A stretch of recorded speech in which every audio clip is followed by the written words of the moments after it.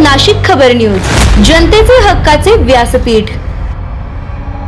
नाशिक शहर गुन्हे शाखा युनिट 2 ने गेल्या 3 वर्षांपासून फरार असलेल्या गंभीर दुखापतीच्या गुन्ह्यातील आरोपीला धुळे जिल्ह्यातून जेरबंद करत महत्त्वपूर्ण कामगिरी बजावली आहे।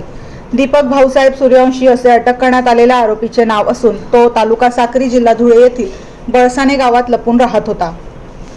या कारवाईबाबत माहिती देताना नाशिकचे पोलीस आयुक्त संदीप कर्णिक, पोलीस उपायुक्त किरणकुमार चव्हाण आणि सहाय्यक पोलीस आयुक्त संदीप मिटके यांनी शहरातील फरार आरोपींचा शोध घेऊन कठोर कारवाई करण्याच्या सूचना दिल्या होत्या।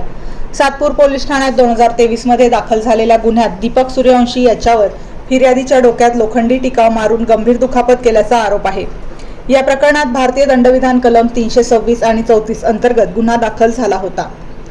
गुन्हा दाखल झाल्यानंतर आरोपी फरार झाला।